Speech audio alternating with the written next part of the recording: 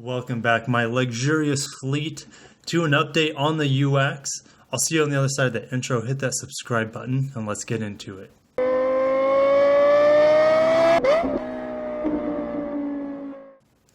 So the UX, the information on this car has been out for a while now. A lot of people, including myself, have actually driven the car, hands-on in the vehicle. But Lexus is always updating as many people as they can with information on the vehicle. So this is Lexus Learn. Anyone can access it. It's a part of the UX launch tour. And if you see here, we're on issue 1. Issue 2, 3, and 4 are not even available yet. And the amount of information in this first issue is a little overwhelming, which is a good thing. It's better to have too much information than not enough. Okay, so let's scroll down. You're welcome to read this. Nothing is just kind of to get your attention. Crafted to explore. So this PDF download, we're going to get into it. Tour the 19 UX and get a closer look at the model's striking dynamic, driving dynamics, and luxurious yet compact design to make it perfect for modern and metropolitan guests. Okay, here's the PDF. It's, how many pages is this? It's enough. 12 pages. This just reiterates the pricing of the vehicle. In my opinion, the hybrid is a no-brainer with all-wheel drive as well. It only comes in all-wheel drive, the hybrid. So to me, that's a no-brainer to just splurge for that model. Some things I wanted to go over. There's quite a few. The first thing I wanted to go over are the 2 new paint colors. You can see them right here. 2 new colors were developed for the UX. The cadmium orange, obviously on the right, unless you're colorblind, creates vividness and a sense of depth using a multi-layer painting process that combines a red color base layer with a yellow interference mica layer. Now, I haven't seen this color in person yet. From just the pictures I've seen, it looks stunning. Nori green, which I have seen in person, is an amazing, amazing color. I love it. It offers a strong contrast between bright highlights and dark calm shades. The mica particles have been enlarged as much as possible without creating color unevenness, achieving high brilliance while expressing toughness. There's a color we have that used to be on the former NX, so the 15 and older. I think it was called Starry Night or something like that. And the mica reflection on that was very illustrious. And I have seen this Nori green, and it reminded me a lot of that lustrous reflection of light. So they have some F Sport information here. I don't feel like I need to go over that quite right now. But what it is interesting, it does have active sound control, which generates aural effective up and down shifts like those in a geared automatic transmission. It just ports information from the engine compartment into the cabin via the speakers. So pretty cool technology. Also, the F Sport gets the larger display, which would be right in here. The F Sport gets a larger display. Now you can see this has the black one. It also comes in red, which we'll get into. So this is what's called the washi material. I think it comes in a few different colors. It's a very common material used in Japanese homes, and you're going to be seeing this on every single UX, as well as this new design. So this is a new color. It's called Birch, and this particular one has a black as well on it. So it's kind of like a grayish white. I think it's beautiful. I think it's going to hold up really well over time. So I'm really excited to see all the different color combinations on the vehicles. So back to the interior colors. Of course, you have black, glazed caramel, which is a color you see in the NX, and I think maybe the new ES as well.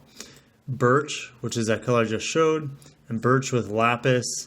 I'm not 100% sure what this lapis is. It could be that blue that we saw on the dash above. That could be the case, but I'm not 100% sure quite yet. Of course, you can get the circuit red in the F Sport. Just like you can get it in the NX, you can also get it in the ESF Sport. So I want to go over this washi again. I mentioned it above. You can see it right here on this color with the glazed caramel color. The sweeping instrument panel and cabin trim offer a choice of 2 different grain patterns and 3 colors.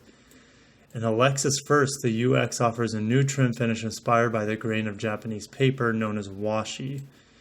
It's common in traditional Japanese homes and evokes a calm and warm feeling. So the remote touch interface, I don't believe there's anything new about it. It does have haptic feedback, which I like. It kind of vibrates when you go over an icon.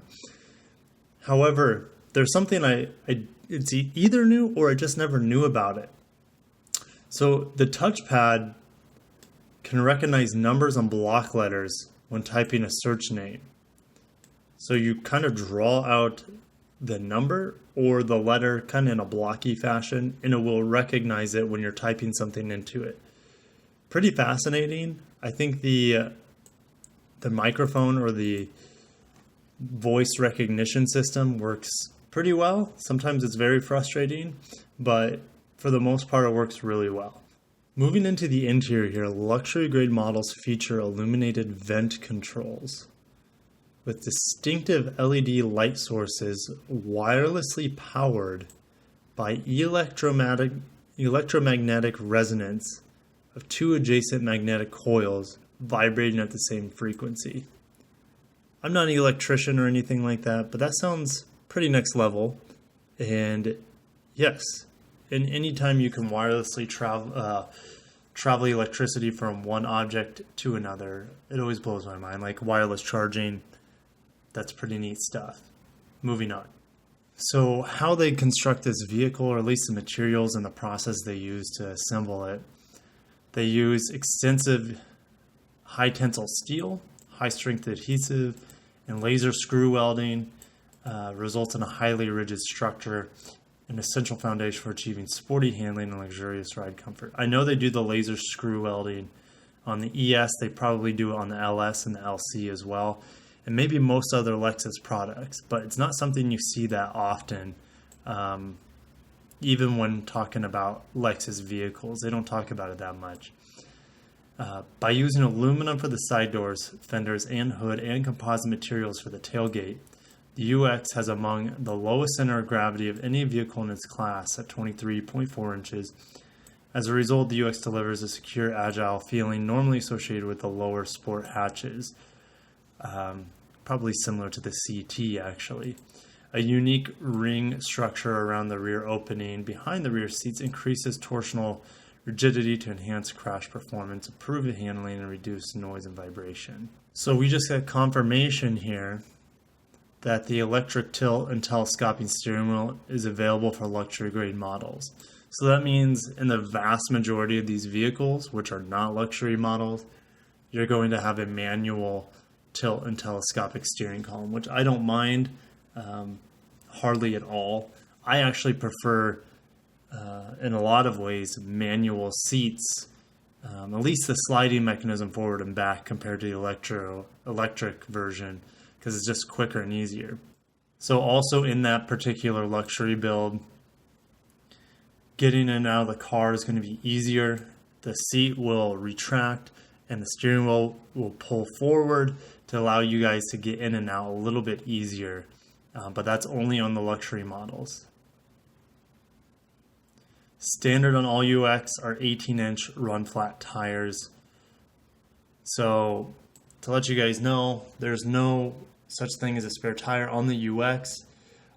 They have designed the car mainly for city travel. Coming back to the main site here, lexuslearn.com, with the UX launch tour, we're going to get away from the PDF. I could spend probably 2 hours reading that to you guys. We need to keep moving. Chikakako is the designer of this particular vehicle. There's a link here that opens up an article for Motor Trend, having an interview with her. I'm not going to cover that. You guys are welcome to check that out. Some more hands-on press coverage. Now this is what I want to go over the most before we finish up this video, is this right here, the X factor, the UX versus the NX. So let's open that up. UX on the left, NX on the right.